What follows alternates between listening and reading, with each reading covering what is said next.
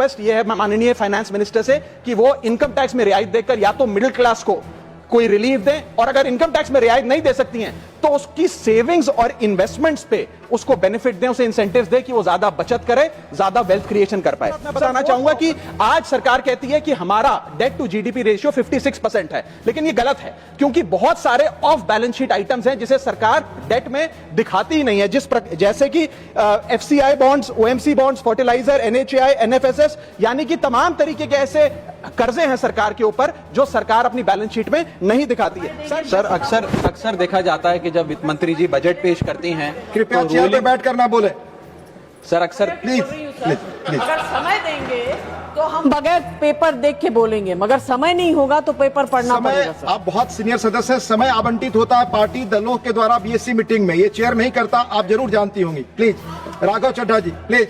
Sir अक्सर देखा जाता है जब वित्त मंत्री बजट पेश करती हैं तो रूलिंग कोalition के जो एमपीज हैं, जो ट्रेजरी बेंचेस पर बैठते हैं, वो सरकार की तारीफ करते हैं और कहते हैं कि इससे भारतीय अर्थव्यवस्था में क्रांति आ जाएगी इस बजट से। और विपक्ष में जो बैठे हैं वो अक्सर निंदा करते हैं, कहते हैं किसान की कमर तोड़ दी, बहुत महंगाई हो गई, अमीर और अमीर हो रहा है, गरीब और गरीब हो रहा है। लेकिन मैं आज प्रयास करूंगा कि एक ऑब्जेक्टिव एनालिसिस इस बजट का करूं और कंस्ट्रक्टिव क्रिटिसिज्म अपना आपके माध्यम से वित्त मंत्री को दूं। Sir, the title of my speech is the good, the bad and the way forward. 4 good things that I found in this budget, 4 bad things that I found in this budget, and 4 innovative suggestions to the Honorable Finance Minister. So the first good thing that I found in the budget is that there was an increase in the STT for derivative trading. Usually सरकार की निंदा हुई इस विषय को लेकर, markets भी गिरी, लेकिन मेरा यह मानना है कि इस कदम से स्पेक्युलेटिव ट्रेडिंग यानी कि सट्टा ट्रेडिंग समाप्त होगी या कम होगी, और रिटेल इन्वेस्टर जो 90% रिटेल इन्वेस्टर एफएनओ सेक्टर में नुकसान भुगतता है फ्यूचर्स एंड ऑप्शंस के चलते, जुआ खेलता है, उसमें आपको रिटेल इन्वेस्टर की प्रोटेक्शन का एक माध्यम बन सकता है। लेकिन मैं इसी के साथ साथ वित्त मंत्री जी को याद दिलाना चाहूंगा कि एसटीटी का जेनेसिस क्या है, एसटीटी का जन्म कब हुआ। एसटीटी हमारे senior colleague mister P Chidambaram जब फाइनेंस मिनिस्टर थे तो उन्होंने इंट्रोड्यूस किया, and it was introduce to replace long term capital gain tax on equities. जब long term capital gain on equity 0 था तब एसटीटी को लाया गया कि वे एक सिंपल अपफ्रंट लेवी होगी ट्रेड्स पर regardless of profit and loss. लेकिन अब सरकार ने long term capital gain tax भी लगा दिया, एसटीटी भी लगा दिया, और रिटेल इन्वेस्टर को और तमाम इन्वेस्टर्स को एक प्रकार से डिसइंसेंटिवाइज किया। मैं एक सुझाव लाया हूं सरकार के लिए जिससे long term house hold earnings बढ़ेंगी, वेल्थ क्रिएशन होगा, और वेल्थ पार्किंग रियल एस्टेट और गोल्ड के सेक्टर से निकलकर इक्विटीज में आएगी, और स्पेक्युलेटिव ट्रेडिंग और कम होगी, और long term investment behaviour investors का बढ़ेगा। वो की है कि long term capital gain tax on equities should be made nil in this country for individual investors. दुनिया की कई ऐसे देश हैं जिसके अंदर long term capital gain tax equities पे खासतौर पे शून्य है, जैसे कि Switzerland, Singapore, UAE, New Zealand, Hong Kong, Qatar, Malaysia. मैं चाहूंगा कि जब एसटीटी बढ़ाया जा रहा है तो इसी बजट में ही long term capital gain tax को 0 किया जाए। सर, मेरा दूसरा जो मैं सरकार के बजट को एक्नॉलेज करना चाहूंगा वो ये है कि कैपेक्स के जो एक्सपेंडिचर एलोकेशन होता है उसमें एक बढ़ोतरी देखी गई। जहां वित्तीय वर्ष 18-19 में मात्र 3 लाख करोड़ कैपेक्स था, वो इस वित्तीय वर्ष में 12 लाख करोड़ तक पहुंचा है, which is 4.4% of the GDP, which is a good step. It will have a multiplier effect and it will prioritise asset creation. लेकिन इसके साथ साथ सरकार को 5 साल में क्या कैपेक्स, वो कौन कौन से क्षेत्रों में खर्चा करने जा रही है, उसका एक ब्यौरा देना चाहिए ताकि प्राइवेट सेक्टर भी इस कैपेक्स के खर्चे को मैच कर सके।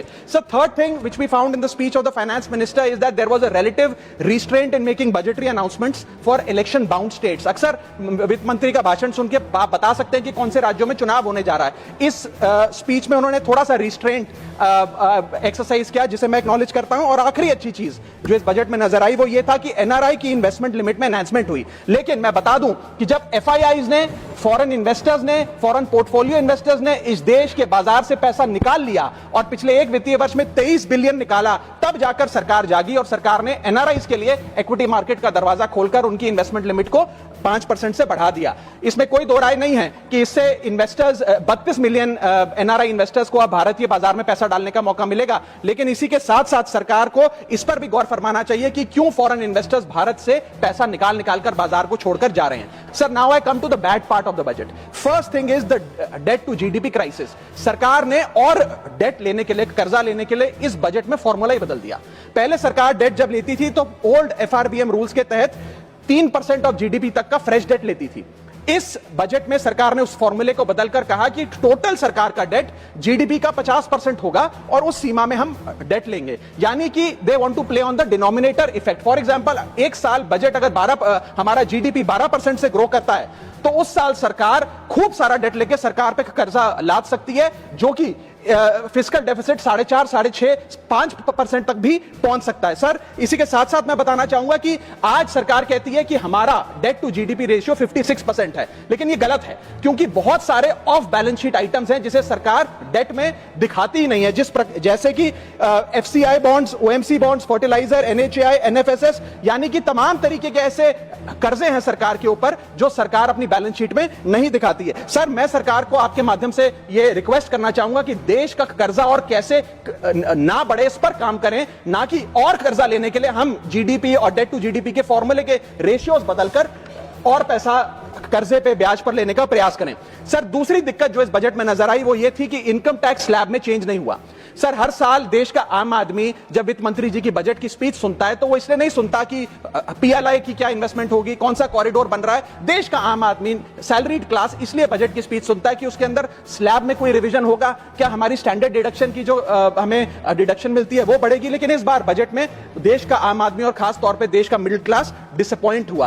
पहले ही there has been a stagnation in the salaries, inflation 6.8% पे खड़ा है, लेकिन उसके बावजूद हमने इस बार कोई स्लैब में या स्टैंडर्ड डिडक्शन में चेंज नहीं देखा। मैं आपके माध्यम से वित्त मंत्री जी को रिक्वेस्ट करना चाहूंगा कि आप इसी बजट में अनाउंसमेंट करें कि स्टैंडर्ड डिडक्शन जो 75,000 रुपए है उसे बढ़ाकर सैलरीड क्लास के लिए 1.5 लाख रुपए किया जाए। Sir, third problem that was there with the budget is that there was no relief for the middle class. Sir, after a very long time in India's history the personal income tax collection was more than the corporate income tax collection, यानी कि individuals ने जो income tax भरा वो लगभग 11 लाख करोड़ के आसपास भरा, और कंपनियों ने, कॉर्पोरेट ने जो इनकम टैक्स भरा वो लगभग 9.8 लाख करोड़, यानी कि मैक्सिमम टैक्स आपको इंडिविजुअल्स के इनकम टैक्स से मिल रहा है। आप मिडिल क्लास वो टैक्स भर रहा है। आज वो दौर आ गया है कि हम मिडिल क्लास को अपलिफ्ट करें, मिडिल क्लास को पैम्पर करें, नहीं तो मिडिल क्लास एक सैंडविच की तरह रिच क्लास और पुअर क्लास में दबता चला जा रहा है। सर, राइजिंग कॉस्ट प्रेशर्स के चलते पिछले वित्तीय वर्ष में मिडिल क्लास ने देखा कि उसके एजुकेशन के खर्चे में 8% की बढ़ोतरी हुई,